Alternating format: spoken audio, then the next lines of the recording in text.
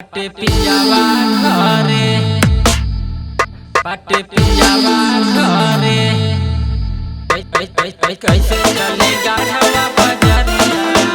पाटे पियावा घरे, पियावा घरे। म्यूजिक डायरेक्टर विकास राज, सपना रिकॉर्डिंग स्टूडियो रावतगंज।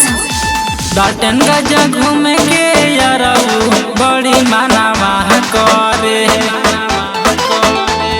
डाल्टन गजा घूमे के यारऊ बड़ी मानावा करे। कैसे चली गाढ़वा बजरिया, कैसे चली गाढ़वा बजरिया। बाटे पियावा घरे, कैसे चली गाढ़वा बजरिया। बाटे पियावा घरे, पियावा घरे, बाटे पियावा घरे।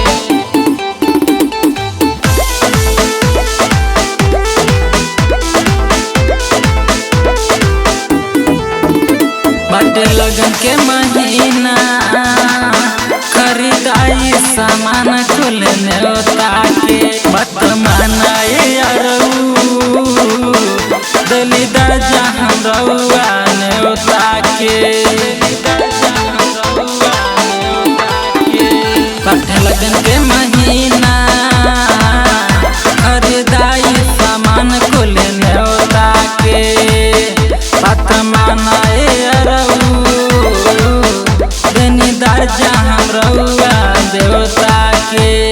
रही रही हमरो ससुररिया मना नाही करे। कैसे चली रामुना बजरिया, कैसे चली नगर बजरिया। पाटे पियावा घरे, कैसे चली नगर बजरिया। पाटे पियावा घरे, कैसे चली गाढ़वा बजरिया। पाटे पियावा घरे, पियावा घरे। म्यूजिक डायरेक्टर विकास राज,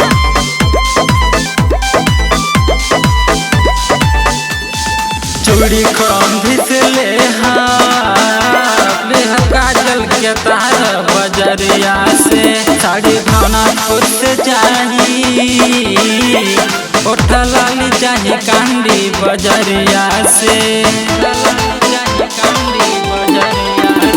चूड़ी खंभी से ले काजल के तार बजरिया से। साड़ी भावनापुर से चाहिए, ओठल लाली चाही कांडी बजरिया से। अजय सिंह संग ही चली है होखते सबेरे। कैसे जाए भावनापुर बजरिया, कैसे चली नगर बजरिया। पाटे पियावा घरे, कैसे चली नगर बजरिया। पाटे पियावा घरे।